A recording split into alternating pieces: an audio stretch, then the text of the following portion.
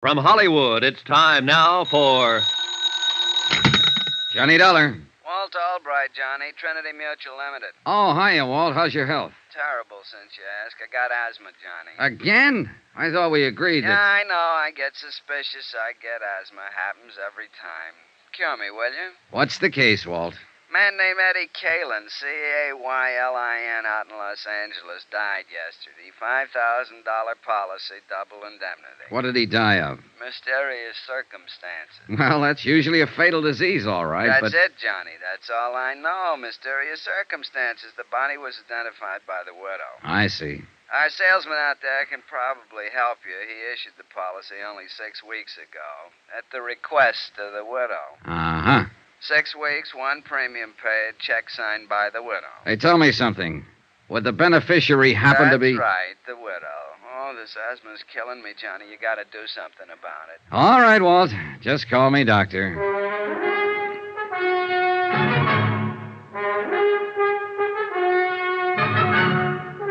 Tonight and every weekday night, Bob Bailey in the transcribed adventures of the man with the action-packed expense account, America's fabulous freelance insurance investigator. Yours truly, Johnny Dollar.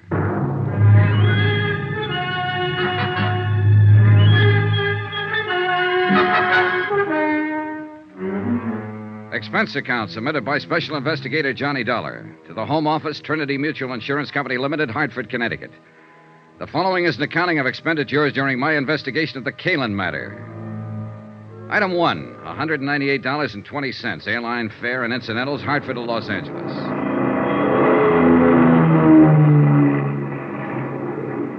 I hadn't arranged for anybody to meet me when I arrived at L.A., so I picked up my bags and headed for the taxi stand. Mr. Dollar, please. Wait a second. He was a small man, nervous and fluttery, with a shiny pink nose and a face like a little white rabbit. I was watching for you out on the ramp, but somehow you must have slipped by. And you are Mr. Dollar, aren't you? Yes, I'm Johnny Dollar, but I don't think I... Welch. Presley Welch. I'm the... Oh, yes, you're the district salesman here for Trinity Mutual. That's right. Well, how are you, Mr. Welch? Well, I'm out of breath at the moment.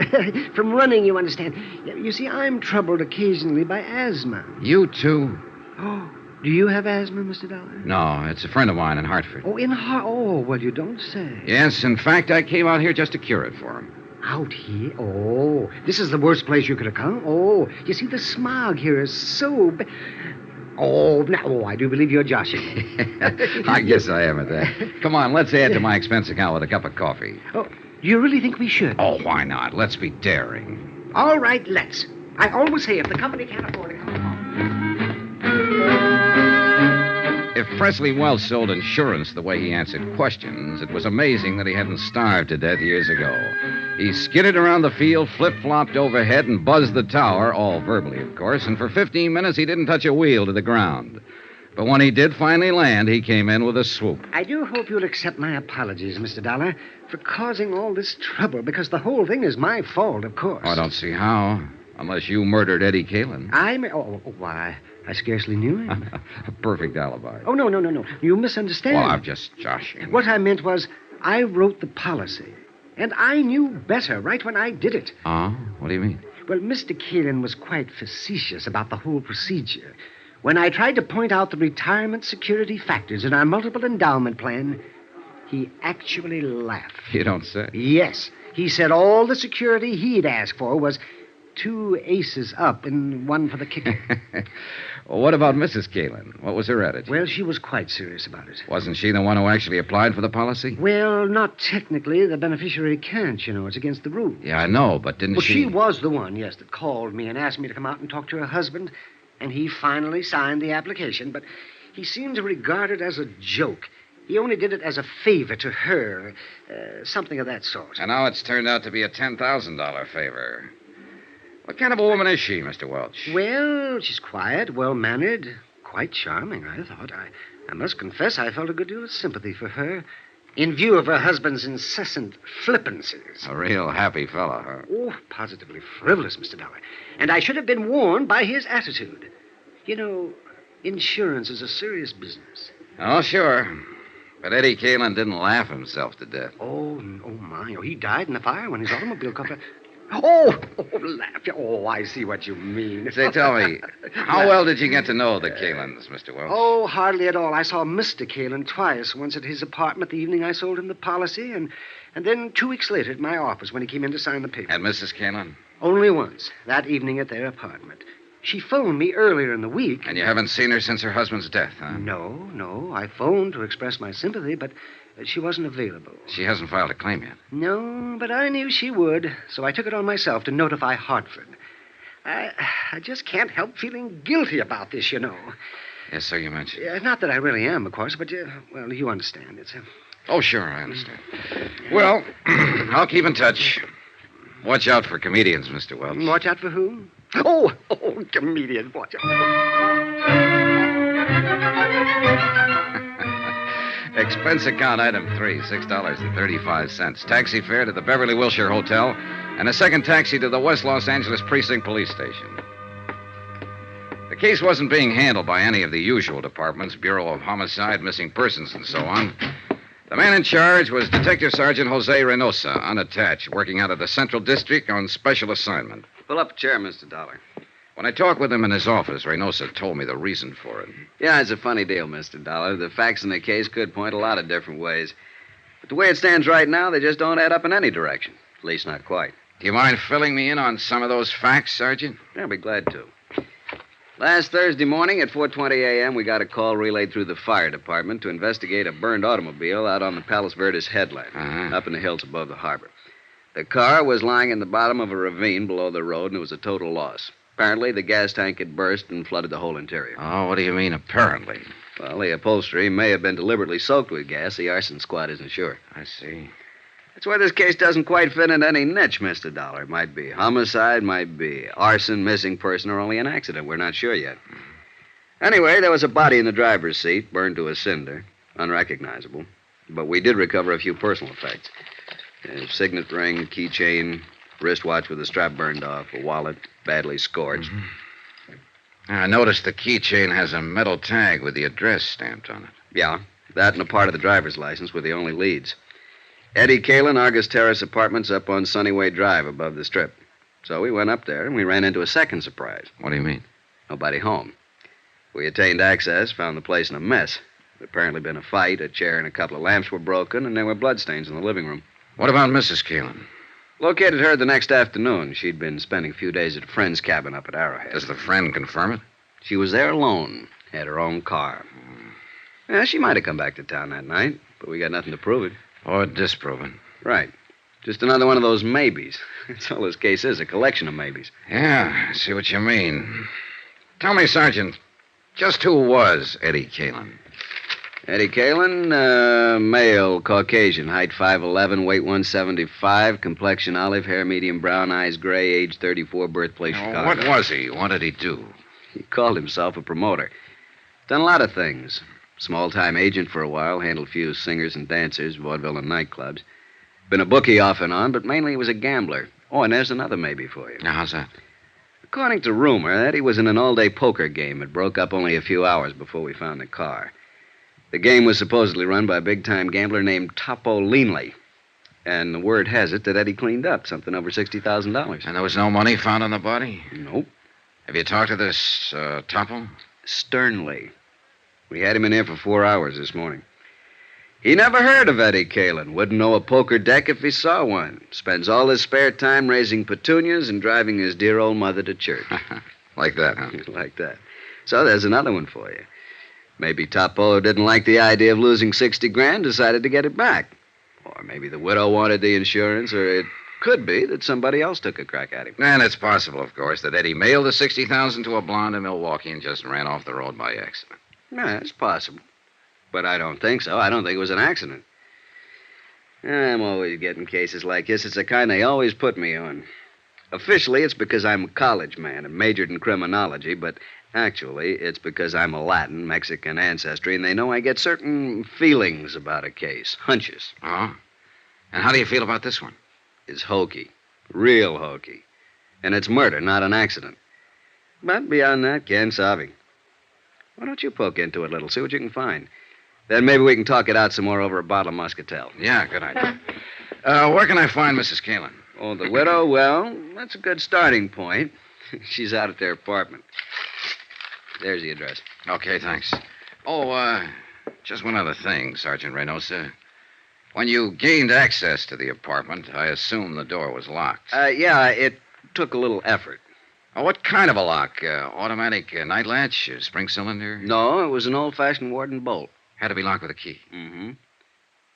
What are you getting at, Mr. Dollar? Oh, a hunch of my own, Sergeant. Let's save it for the Muscatel. See you later. Expense account item 4, $2. Taxi to the Caylin apartment in West Hollywood.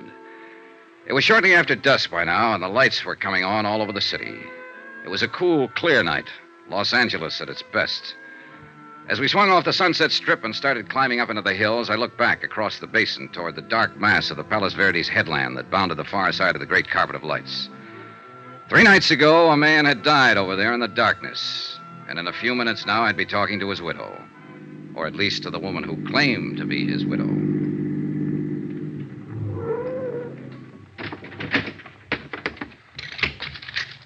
Keep the change. The Argus Terrace apartments, like most of them in that section, sprawled up the hillside above the street. 6 or 8 apartments on as many different levels, all opening onto a central patio filled with walks, steps, and banks of tropical plantings. The Caylin's apartment was at the top, and I was still 50 feet from it when the door opened and a man came out and hurried toward me. I stepped back against the shrubbery and waited for him. Good evening, Mr. Welch. Oh, my. Oh, it's you. Your second visit to Mrs. Caylin? Second? Oh, yes. Yes, it is. I imagine you've been notified, too. Notified? Well, yes. I got a wire from the Home Office in Hartford this evening. That's why I'm here. Well, Mrs. Caylin has filed under the double indemnity clause of the policy a claim for $10,000. She has, huh? She hopes it can be paid immediately and without any trouble. Well, I don't like to dash a lady's hopes, Mr. Welch, but I've got news for the widow. News? The claim won't be paid immediately. And before this is over, there's going to be a lot of trouble. Oh? In fact, Mr. Welch, if my hunch is right, this claim is not going to be paid at all.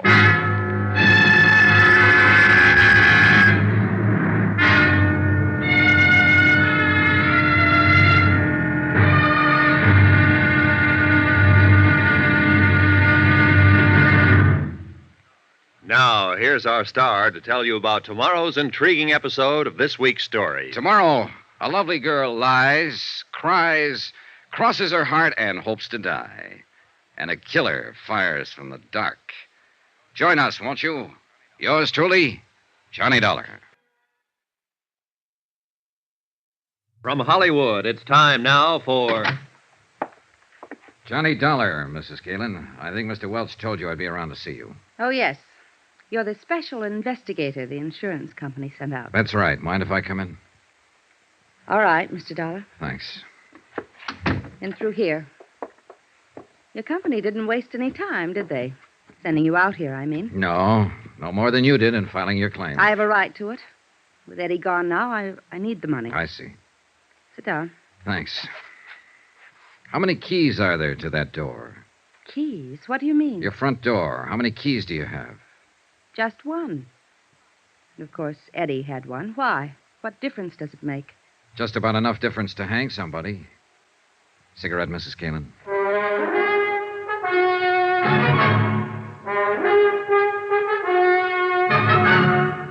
Tonight and every weekday night, Bob Bailey in the transcribed adventures of the man with the action-packed expense account, America's fabulous freelance insurance investigator. Yours truly, Johnny Dollar.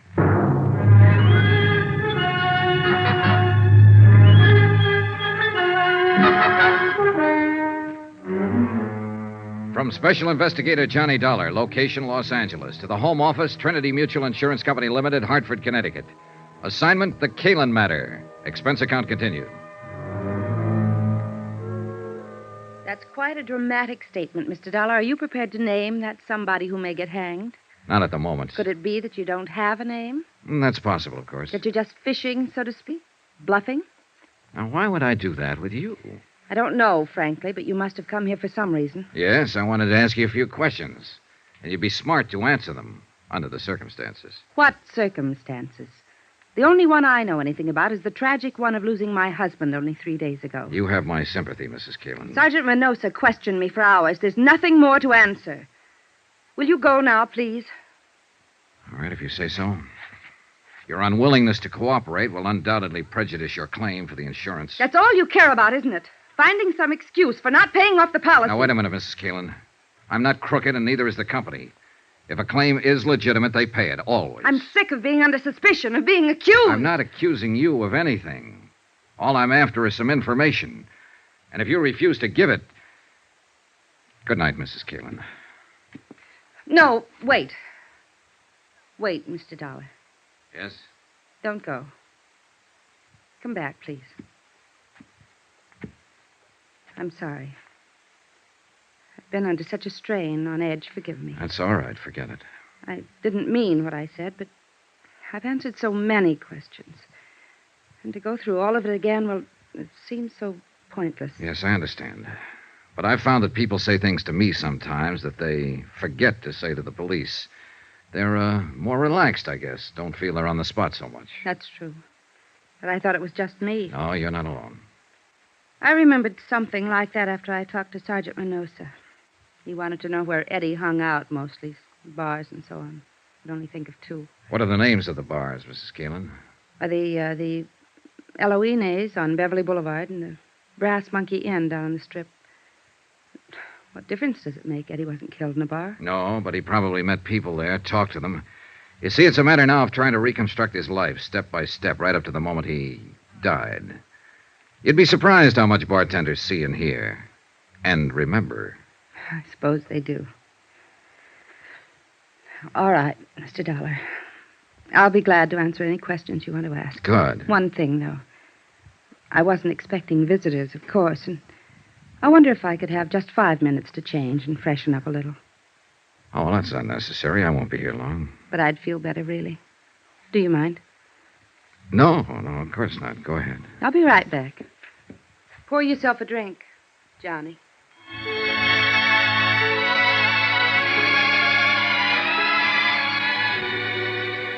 I had the drink and waited and got ready to brace myself. I've been through this before. Attack plan number 2, a common garden variety. When you can't beat 'em, join 'em. And when the joiner is a lovely woman, the maneuver usually starts with some paraphrase of, slip into something more comfortable. Why don't you have a drink? And a sudden switch to first names. And it always ends up with you and I against the world. And, couldn't you forget just one little mistake? The little mistake being something like arsenic in a husband's coffee. Yeah, an old familiar pattern. And a first resort just as often as a last. She was gone 20 minutes, not 5, but it was time well spent. A carefully casual touch with the hair. Makeup skillfully softened. Perfume. And one of those frothy nylon jobs designed for that special evening in. Bugle call, charge. Like another drink, Johnny? Thanks. I still have some. I think I could use one. Would you mind? Sure. What do you have? Scotch and soda, please.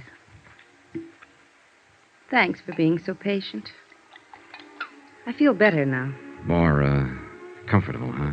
Something like that. Easy on the soda. Right. There you are, Mrs. Caylin. Thanks. Would you do something else for me? Oh, I'd be happy to. But I don't know your first name. Touché. All right. What are your questions? How do you think it happened? I don't know. Not some enemy, because Eddie didn't have any. Just friends. Too many friends. Who are some of them? There's only one who really fits the definition, who's really lasted. His name is Pete Steimer. Pete Steimer. Where can I find him? You can't. Or at least the police haven't been able to. Nobody's seen him since that night. He's had nightclubs off and on, and in between he makes books. What about those other friends, the ones who don't last? They drift in, drift out, depending mostly on whether Eddie had any money at the moment. Of course, there were women. Oh? Showgirls, mostly dancers, strippers, so on. Know any of them? Hardly. Ever hear any of their names? I always made a point not to. Otherwise, I'd have killed him long ago. Did you kill him, Mrs. Caylin? No. Did you love him? That's a good question. I think I'll have to pass it, though. I don't really know. I feel all hollow, smashed up inside over what happened. And yet there were times I'd have killed him myself if I'd had a gun. But there were other times, too, when it was so crazy sweet you wanted to die. Because you knew it'd never be like that again. Yeah, that's the way it was with Eddie. Mad, mixed up. Like watching a 10-ring circus from the front seat in a roller coaster. That's why women flocked around him. That's why they always ran from him later. You didn't run. Could I have another drink? Oh, sure. Were you trying to run when you went up to Arrowhead by yourself? Maybe. We'd had a fight. I ran out and told him I wasn't coming back. And only 3 days later, over the radio, I heard where he'd been found dead. Burned up in his car. Here you go. I guess they call it shock. I still can't really believe it, even though I know it's true. Well, I guess you should know. I understand you're the one who identified the body. I identified a wallet, burned black, a wristwatch, a ring. All of them things I'd bought for him. They told me there wasn't anything that could be called a body. Yeah, well, I'm sorry, Mrs. Caylin. I know this is painful It's for all you. right. Like I said, I can't believe it. Not really. Do you have any other reason for not believing Eddie is really dead? I mean, besides just a feeling. No. No, of course not. What do you mean? What do you mean? Well, it was just a question, that's all. Forget it. But Let's get back for a moment to another question. You said you were sure it wasn't some personal enemy who killed your husband. Then what do you think? Well, the same as the police, I guess. They said Eddie won a lot of money that night from some gambler named Topo Leanley. You don't know this Topo Leanley, huh? No, but I suppose that's why Eddie was killed. The money wasn't found, so I guess it was robbery. Did you know about the money? Well, it all happened while I was up at Arrowhead. Anyway, if Eddie ever had any money, I'd be the last one to know about it. He always spent his money where it would show, where he'd get something for it. Laughs, bells, whistles, balloons going up. Not at home. Never. Yeah, I'm well, sorry. Forget I said that. I hate women who sit around drooling with self-pity. Like you said. I didn't run. I guess maybe I did love him, Mr. Dollar. Is there anything else you... No, I guess not. At least not tonight. You look a little beat. Yes, I'm afraid I am. You'd go around trying to keep up a front, but it's been rough. Yeah, I imagine. Well, That business a while ago, fixing myself up a little. This robe. I just had to do it. There are times when a woman has to feel like a woman. In order to feel anything, even sane.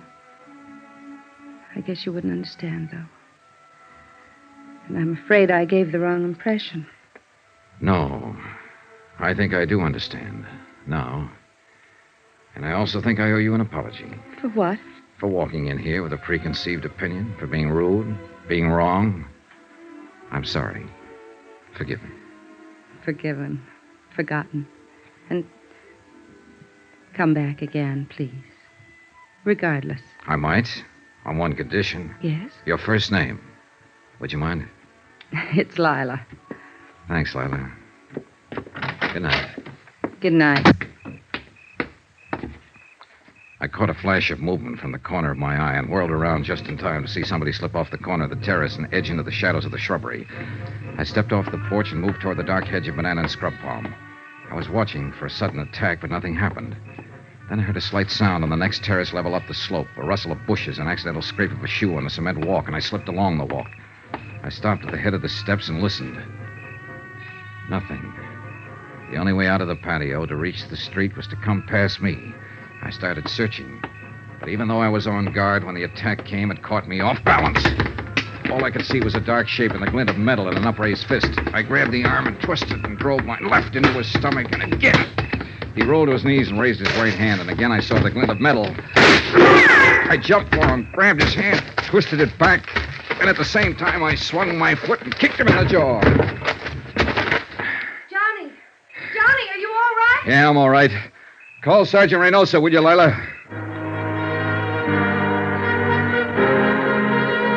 He was out cold. I turned him over on his back and struck a match to get a look at him.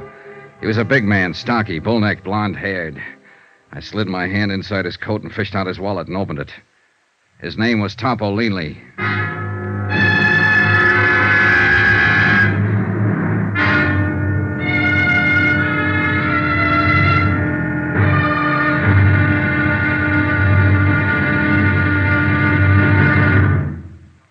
Now, here's our star to tell you about tomorrow's intriguing episode of this week's story. Tomorrow, we meet a Latin doll from Santa Monica, an erudite bartender, and a terpsichorean ecdysiast. And they're all in the cast. Join us, won't you? Yours truly, Johnny Dollar. From Hollywood, it's time now for... Johnny Dollar. This is Reynosa, L.A. Police. Oh, hiya, Sergeant. Any luck? Nothing. This Topo Leanley boy's been in jams before. He's a tough cookie, and we don't scare him a bit. What's his story? Says he was walking through the courtyard of the apartment house when you jumped him from the bushes. Oh. Claims he thought it was a stick-up and fired that shot at you in self-defense. What was he doing there in the first place? Calling on a girlfriend, only she'd given him the wrong address. Sure. Well, we can hold him overnight for carrying a concealed weapon, but that's about all, Johnny. He'll make bail in the morning. Well, fine, let him. Things aren't adding up, and it's got him worried. He's afraid he's being double-crossed, and he's fighting mad about it. On the loose, maybe he'll be a help to us. How? Maybe he can find Eddie Caylin. What are you talking about? Eddie Caylin's downtown in the morgue on a marble slab. Sergeant, want to bet?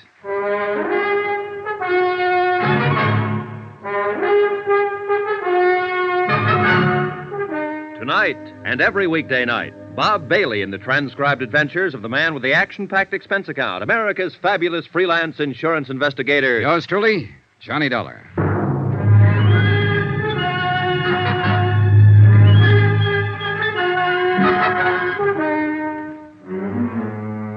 From Special Investigator Johnny Dollar, location Los Angeles, to the Home Office, Trinity Mutual Insurance Company Limited, Hartford, Connecticut.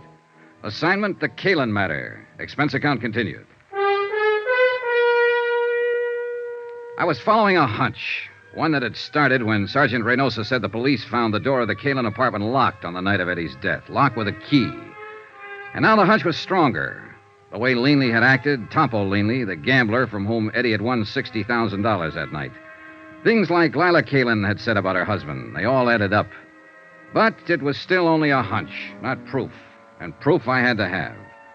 And at the moment, the only chance I could see of getting it was to backtrack on Eddie Caylin. His hangouts, his contacts, his missing friend, Pete Steimer, his movements during the hours before his car was found blazing at the bottom of a canyon in Palos Verdes. In a way, what I had to do was bring him back to life. Expense account item 6, $14.10. Transportation 2 and incidentals at a dim little hole-in-the-wall bar out on Santa Monica Boulevard called the Cafe Eloines. It was an out-of-the-way clip joint dedicated to the mood Caribbean, complete with palm fronds, drinks, and coconut shells, and a lovely little hostess with a beautifully developed and well-rounded Latin accent. You would like a nice table, amigo? Oh, this one's fine. But I would like a nice talk. Sit down, honey. Let's get acquainted. Well, maybe for a few minutes. My name is Pepita. Of course. What else? I'm Johnny Dollar. That's a funny name. Oh, I'm a funny guy. Will you buy me a drink? Is that the gimmick here? Gimmick? Well, what do you order? A champagne cocktail? See. For which I pay $2. It's made with 10 cents worth of sauterne. You get a $1 kickback. Isn't that the way it's played? Are you with the Vice Squad? No, forget it. Relax. Hey, look. I'll do better than buy you a drink. What are you doing after you're through here? No dates. When I quit work here, I go straight home, amigo. And I live with my mother. Oh, well, that's a very good arrangement. Cheaper that way for both of you. But here's $10. What I want from you is some information. About a customer who comes in here a lot, or used to anyway. Eddie Caylin. You know him? You are not the police. or you would not give me $10 just for talking. Sure, I know Eddie. What you want to know about him? When did you see him last? On Thursday, the day before he was killed. How did he act? What did he say? Anything out of the ordinary? He said he loved me madly, passionately, devotionally. And if I do not love him too, he will kill himself. Just like ordinary. He was lying, of course. But he always was such exciting to listen. Then he buy me champagne cocktail and borrow from me the money to pay for it. Quite a boy. Que hombre. He was, how you say, he was the most. Yeah. How long was he in here that night? Quien sabe? 1 hour, perhaps? By himself? No. With his amigo, with Pete. Pete Steimer, huh? Si. Have you seen Pete since then? No. I do not think nobody has seen him. What do you think's happened to him? Who knows? Maybe he is too sad for Eddie dying. So he is hide out someplace, all by himself. Well, it's a theory. Did Eddie seem worried that night? No. Scared? No, not scared. Nothing special on his mind, apparently. No, just like always. Just like Eddie. You know. No, I never met him. Oh? Then why you ask this question? Oh, just a routine business matter. What about women? Women? Yeah, other girlfriends of Eddie's. Next to you, of course. Oh, next to me. With Eddie, every girl was first. Well, what about the nightclub here? Any of them come in here, work here? Oh, Eddie was too smart for that. In each one place, only one girl. That way, no trouble. Eddie was smart. Yeah, he was the most. See. What about girls in other places around town? Do you know any of them? No, I do not know any, but... But you've heard rumors. Well, there is a place which is called the Brass Monkey. Ah, yeah. They have girls there which, how you say it, they take off some clothes and go jump around with the music. Strippers? Well, strippers. Well, somebody has always make jokes with me about one of those strippers. They say Eddie has had the big thing with her. They think to make me mad, but there's no difference to me. I know how Eddie is. Do you know the girl's name? It's a very silly name, which she has make up. It's Marty Midnight. Marty Midnight. She has black hair like me, but mine is natural black. Oh, yeah, sure. I figured as much. It's very beautiful. Muchas gracias, Johnny. Well, thanks for some pleasant conversation. You are leaving now? Yeah, what? But maybe you will come back. No? I wasn't planning to. At 1 o'clock, I am through working. If you will come back... No? No. We wouldn't want to worry your poor old mother, would we? Keep her waiting up. What are you talking about? My mother is living in Havana, Cuba. Expense account item 7, $23.40. More transportation and some more of those incidentals. This time at the Brass Monkey Inn. That name had come up twice now. Eddie Caylin's widow had mentioned it first. So I figured I'd better have a look at it. The Yellow Inez had been a fairly quiet place, dimly lighted, with a big play on that mystery of the jungle routine. But the Brass Monkey was a pony of a different tint. At the Brass Monkey, they let down their hair and really lived. The chorus line was on and at it when I arrived, and strangely enough, the girls were all dolls, pert, young, lively, 7 of them from left to right. But not one of the 7 had midnight black hair. I leaned against the service bar and waited for the bartender to come down out of the clouds and notice me, and he finally did. Oh, sorry, Buster. Just couldn't see you for looking at you. Oh, that's all right. Who'd bother with a customer at a time like this? Another art lover. Man, I'll tell you true, there is the cream of the crop. 7 shining sisters. The Pleiades, brother. The absolute up-top zenith of the entire ecclesiastic firmament. What'll you have to drink? Scotch over ice. Checo. I read a lot. That's where I get all them big words. Always try to better myself. Get ahead, man, that's the thing. Yes, so I've heard. So I read all the time, and I got a system, too, a shortcut. You know all them books you see around? You know what they're full of? Well, opinions vary. Words. And you know where they get them? From the dictionary. So I don't mess around. I go right to headquarters. The only book I read is the dictionary. You what? Sure. Read it through twice, and now I'm clear up to J on the third time around. You know what a joss house is? Yeah, it's a Chinese temple. I think I need that drink now. Oh, I'm sorry, Buster. Here you are. Say, you're pretty smart yourself. Oh, I'm a pedant. Pedant. That's with a P. Nah, I won't get to that for another 3 months. That's $1 even for the drink. Here you go. Keep the change. Well, thanks. Hey, this is a 20 you give me. Yeah, I know. Oh, I see. Well, Buster, the answer is no. I can't fix you up with one of the girls. All I want is some information. Like what?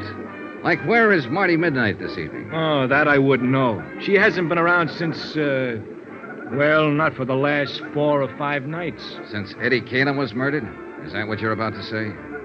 Police? Insurance investigator. The company I represent issued a policy on him. Eddie Caylin with insurance? Yeah, he took it out about 2 months ago. Who's the beneficiary? His wife. Well, I never met the gal, but I guess she's got something common. She must have took quite a beating off of Eddie. Man, that cat could really operate. So I gather. You happen to know where Marty lives? Nah, she moved a few weeks ago, after she took up with Eddie. I don't even know her real name. Hey, is the manager here?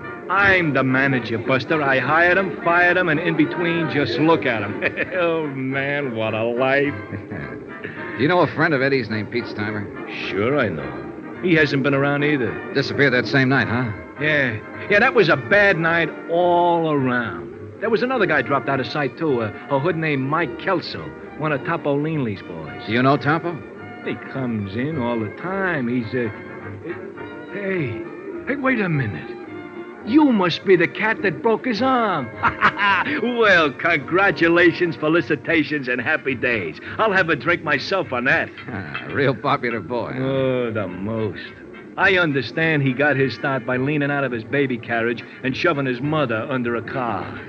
Was he in here that night? Well, sure. That's where Eddie met him. I told Eddie to stay clear of that game. And was I right? And you think that's why he was killed, for the $60,000 he won that night? Buster, that's the type of question I never answer. And that's exactly why I stay so healthy. Well, you don't have to answer. That's where all the logic points. Eddie met Topo Leanley in here that night and was invited into one of Leanley's big-time poker games. Eddie was lucky, plenty lucky, and Leanley got hit hard. He decided he wouldn't stand still for it, so he and his muscle man, Mike Kelso, went around to Eddie's apartment, beat him up, got the $60,000, took Eddie out to the Palos Verdes Hills, ran him off the cliff, and set fire to his car. Any reason why it couldn't have happened like that? No. But there are a lot of loose ends. Like what has happened to Pete Steimer and Marty Midnight? Scared silly, hiding out. Mike Kelso. Same thing. He's sweating it out, waiting to see which way the wind blows. Or there's whispers around that he double-crossed Topo and ran out with the dough. Could be. But I keep remembering that door. What door? To Eddie's apartment. It was left locked with a key. So what's it got to do with everything? Uh-oh, the police. I'm raided again. Hey, Red, dump that water, bar, whiskey down a sink. Jackie, get back there and tell the girls to cover up. Now, take it easy, you cats. Just keep your seats. Everything is copacetic. Relax. It's not a raid. That's Sergeant Reynosa. He's handling the Caylin case. Buster, a cop's a cop no matter what he's handling. Now, shake it up, Red. Turn on that water in the sink and dump it all in. What the devil are you doing here, Johnny? Having a drink? What's up, Sergeant? I'm looking for a girl who's supposed to work here, named Marty Midnight. So am I. What's your reason? Suspicion of murder. What? The guy was killed in her apartment about an hour ago. The neighbors heard the shots. And it's real crazy, Johnny. It just can't be, but it is. We got a fast check on the fingerprints. You know who the guy was? Sure. It was Eddie Caylin.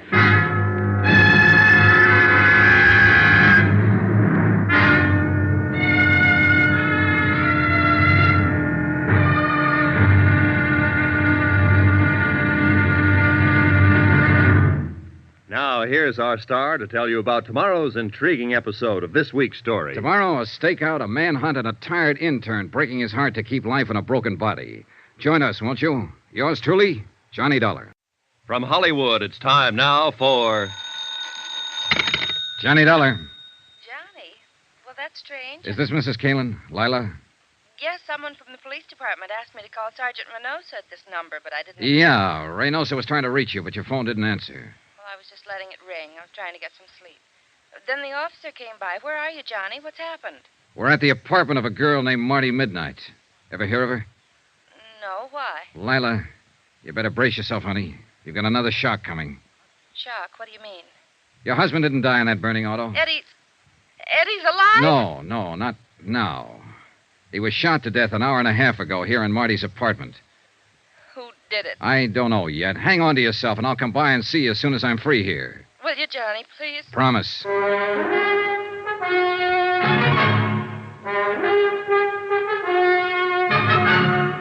Tonight and every weekday night, Bob Bailey in the transcribed adventures of the man with the action-packed expense account, America's fabulous freelance insurance investigator. Yours truly, Johnny Dollar.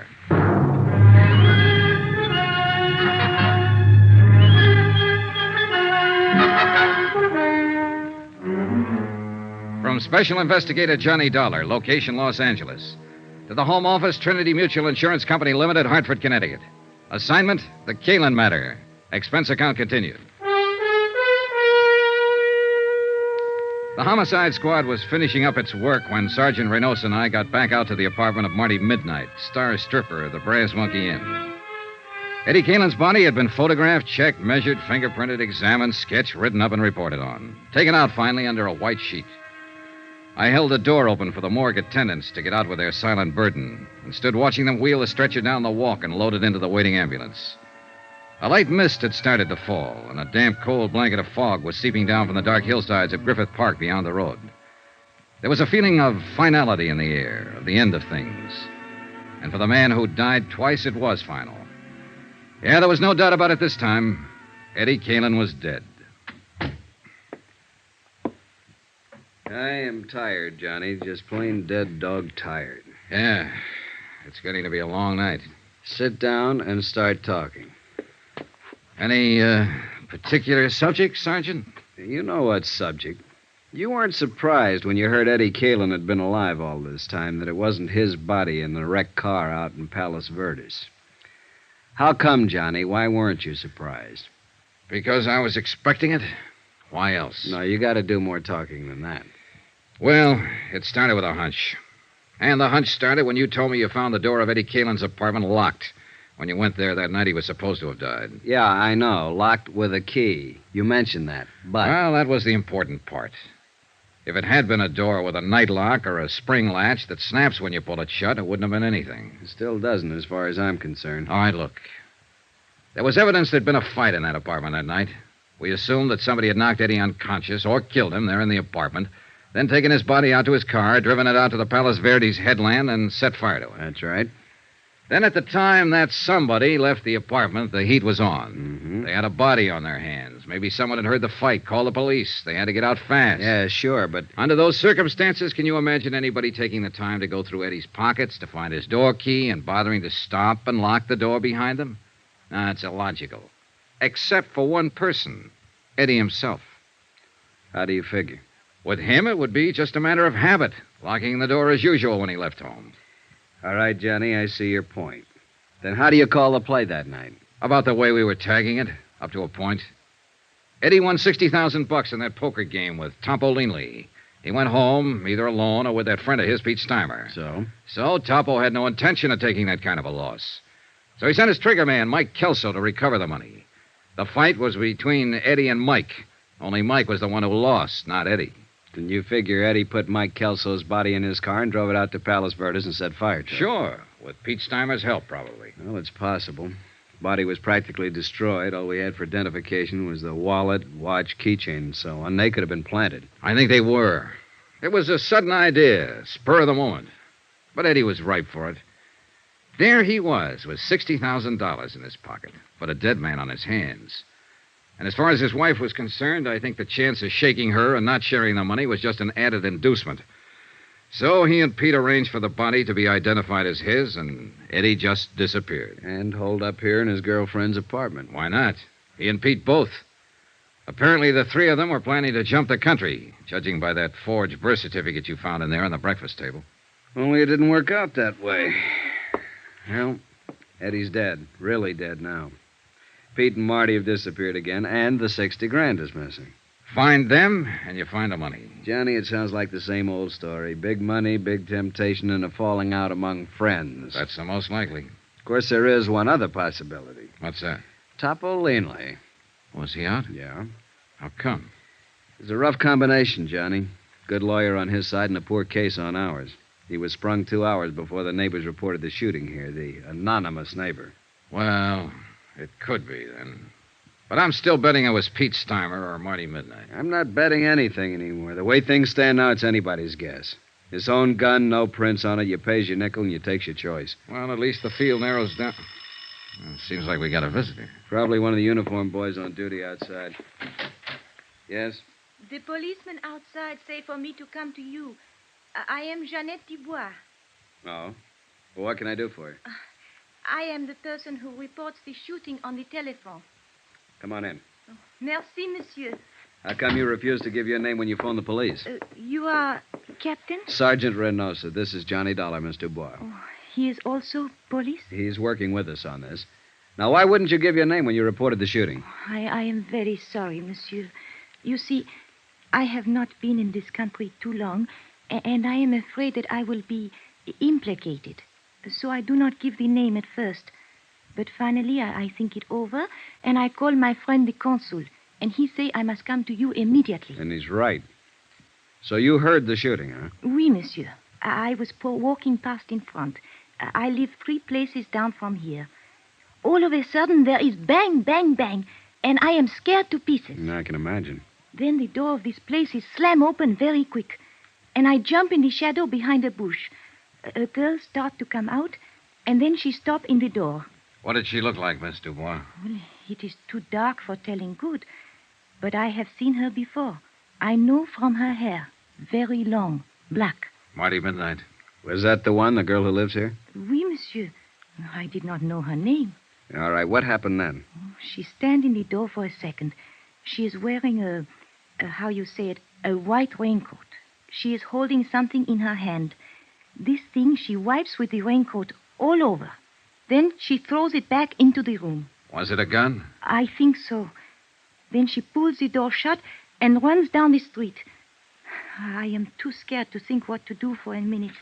Then I hurry home very fast, and I telephone to the police. You didn't see anybody else around the place or in the street out in front? No, Monsieur Dollar. I watch from my window until the police have come. Nobody else has come out or go in. I see. Well, Sergeant? She won't get far. Girl with her looks draws too much attention. We'll pick her up before morning. Thank you for your information, Miss Dubois. In view of your cooperation now, I think we can forget about you not telling us all this sooner. Does that mean I can go now? Yes, just leave your name and address with the officer outside. Oh, merci, monsieur. Au revoir.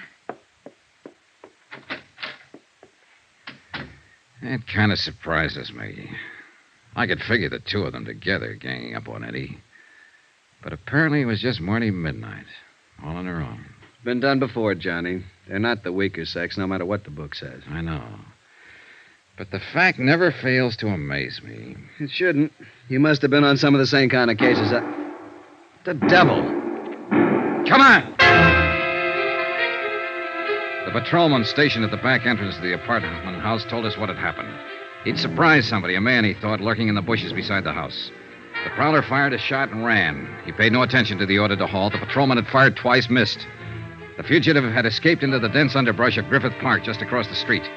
Sergeant Reynosa spotted men quickly along the edge of the brush, set up a portable spotlight from the squad car, sent his other car up an access road to block off the ridgeline, radioed for reinforcements. Within 5 minutes, a 15-acre area of the slope was surrounded and blocked off.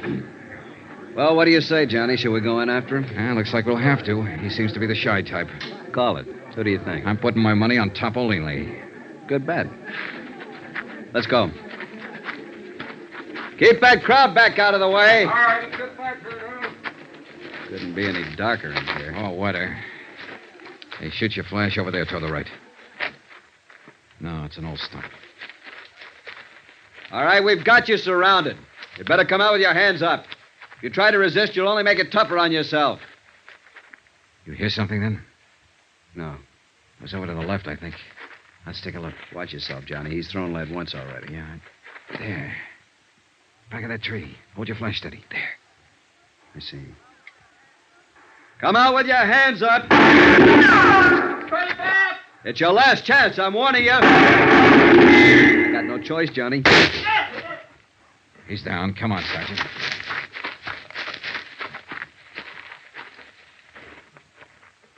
Well, what do you know? It wasn't Topolini. It was Eddie Caylin's friend, Pete Steimer.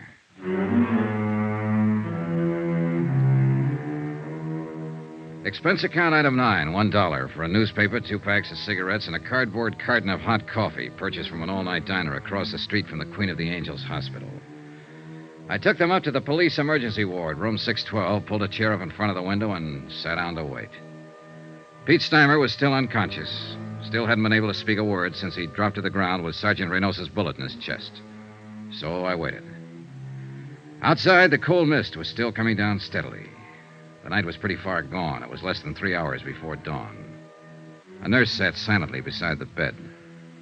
The only sound in the room was the hoarse, slow breathing of the wounded man.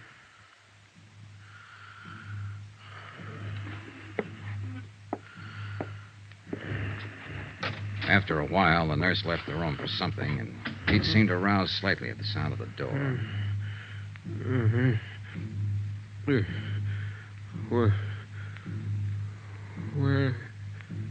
Where am I? Take it easy, Pete.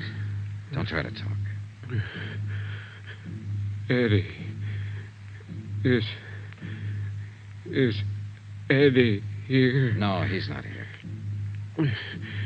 He ought to be here. It's always been like this. Relax now. It's all right. Eddie always runs out and leaves somebody else to Easy now, easy. Somebody else to face the music. Pete?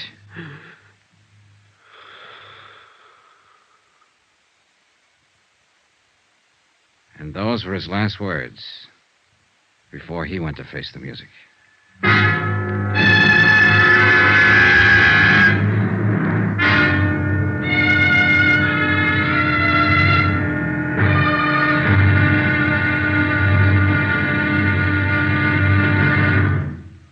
Now, here's our star to tell you about the final intriguing episode of this week's story. Tomorrow, a quarry run to earth, a strange alibi, and a shocking twist at the wind-up. Join us, won't you? Yours truly, Johnny Dollar. From Hollywood, it's time now for... Johnny Dollar. Sergeant Reynosa, Johnny. Oh, I was just going to call you. Has he talked yet? Pete Steimer is dead. When? A few minutes ago. He almost regained consciousness for a few seconds, and that was all. There's no chance to question him. It's too bad. Yeah, he might have been able to clear it up for us. I think maybe it is cleared up, Johnny, or will be at least in the next hour. What do you mean? We picked up Marty Midnight. When? Where? A few minutes ago at the bus depot with a ticket for San Diego in her hand. I haven't talked to her yet. They're holding her downtown headquarters. Why don't you meet me there? Fine, right away. Looks like the wind-up, Johnny. I hope so. I really hope so.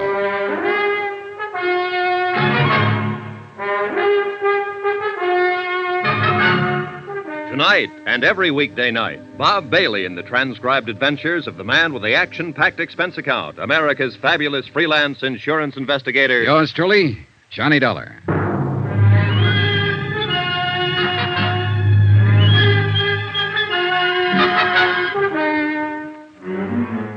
From Special Investigator Johnny Dollar, location Los Angeles, to the Home Office, Trinity Mutual Insurance Company Limited, Hartford, Connecticut. Assignment, the Caylin Matter. Expense account, final page. Item 12, $1.60. Taxi from Queen of the Angels Hospital to police headquarters and interrogation room 9. The police clerk showed me to the observation anteroom and left. I paused for a moment and looked in through the one-way mirror window. Sergeant Reynosa was already there, and the girl, Marty Midnight, sat facing him across a plain wooden table. He was glancing through the arrest file and apparently hadn't started to question her yet. She was younger than I'd expected, not over 22 or 23, and she was obviously scared. But her face was set and ready, sullen, defiant. I tapped on the door, and the jail matron let me in. Oh, come on in, Johnny. Take that chair, if you will. Thanks. When do I get to see a lawyer?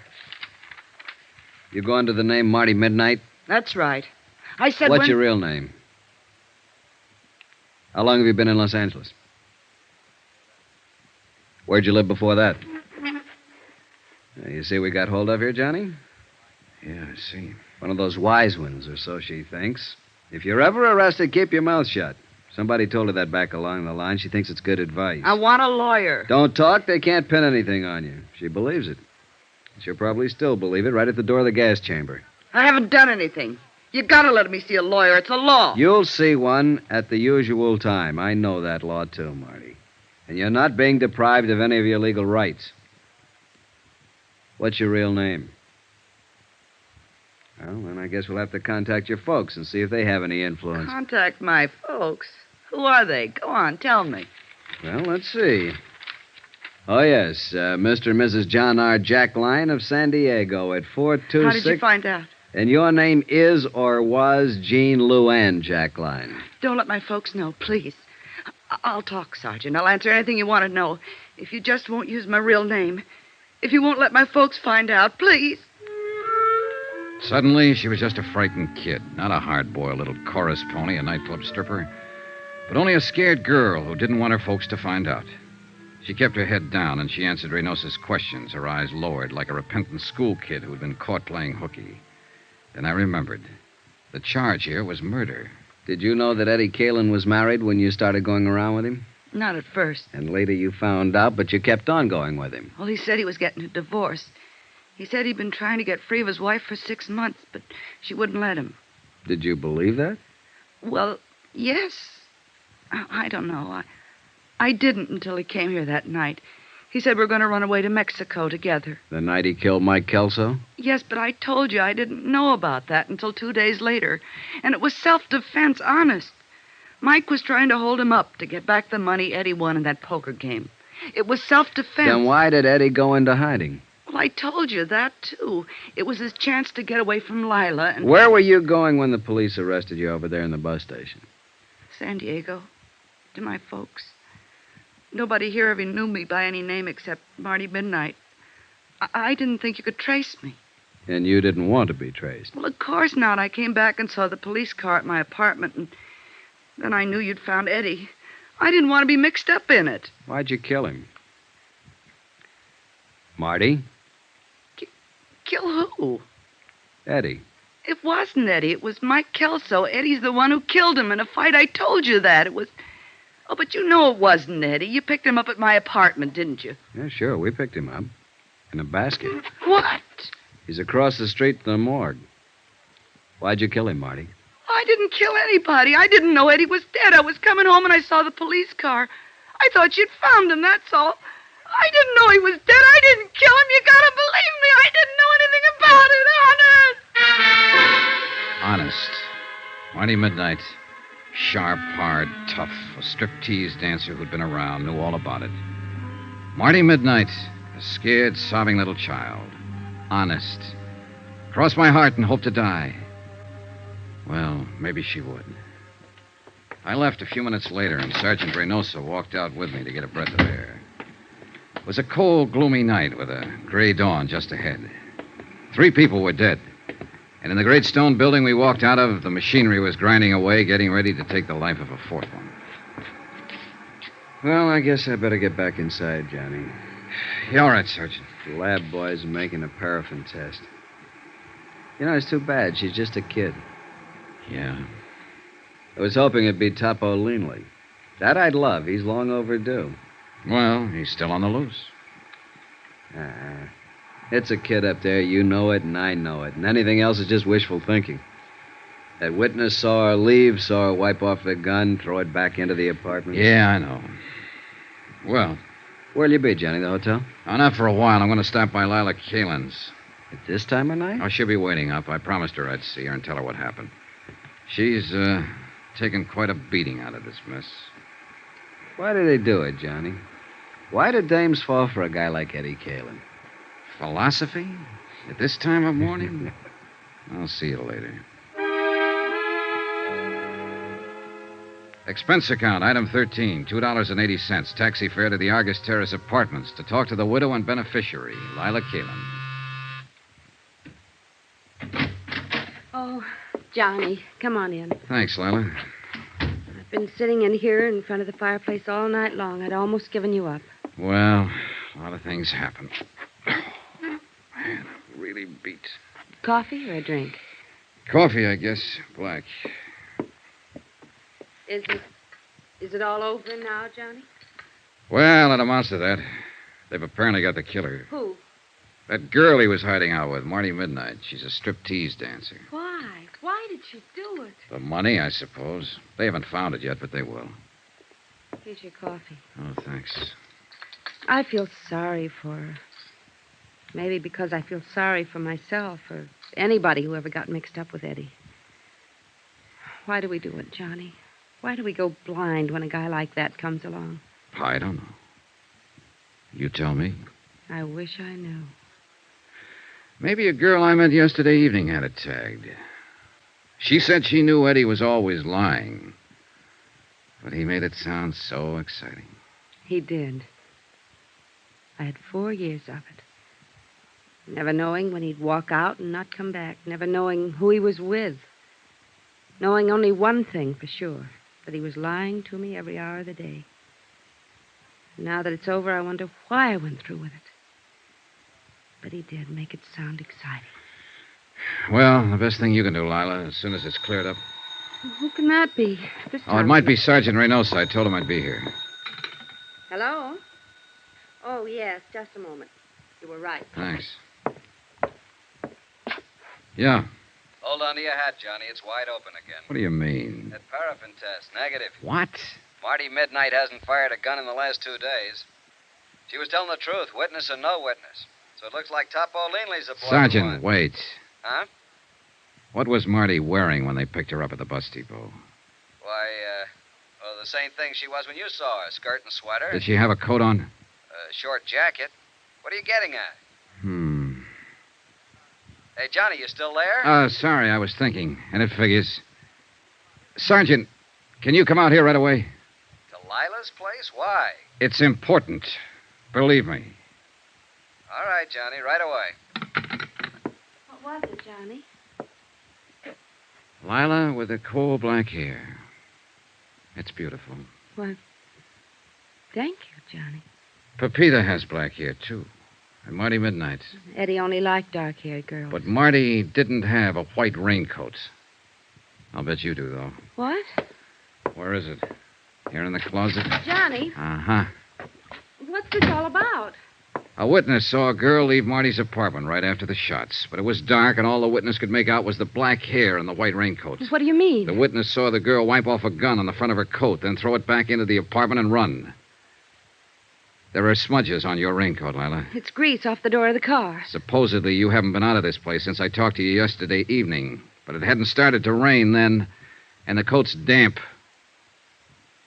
Why did you kill him, Lila? You're out of your mind, Johnny. It's no use, honey. Reynosa's on his way out here. They'll make a paraffin test and prove you fired a gun. They'll probably dig up the taxi driver who took you out there. They'll search the place here, find the money.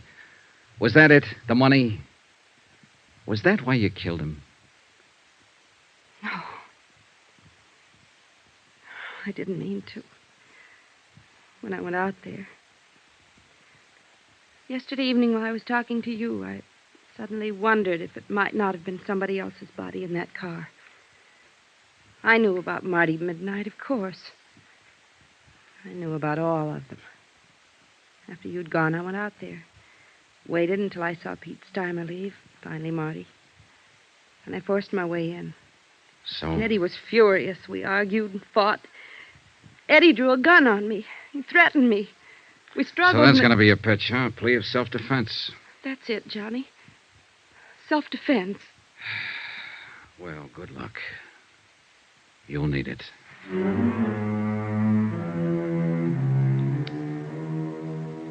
Expense account item 13, $263.35. Incidentals, etc., in Los Angeles and plane fare back to Hartford. Expense account total $596.85. End of expense account. End of report. Remarks? So the question still stands. Why do they do it? Why do girls go blind when the Eddie Caylins walk in? You might ask a stripteaser down in San Diego. But don't look for her under the name of Marty Midnight. She's Jean Luann Jackline now. A quiet kid. Lives at home with her folks. Yours truly, Johnny Dollar.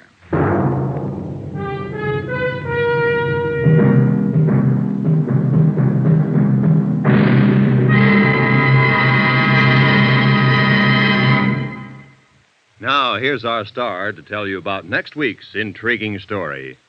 Next week, the case of a beautiful girl who refuses to see the man she loves as he really is. A killer. Join us, won't you? Yours truly, Johnny Dollar.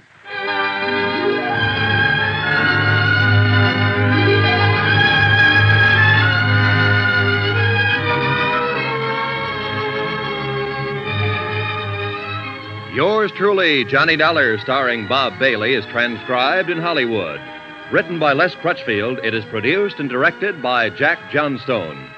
Heard in this week's cast were Virginia Gregg, Lucille Meredith, Alma Lawton, Gloria Blondell, Howard McNear, Harry Bartell, Peter Leeds, and Byron Kane. Musical supervision by Amerigo Marino. Be sure to join us on Monday night, same time and station, for another exciting story of yours truly, Johnny Dollar. This is Roy Rowan speaking.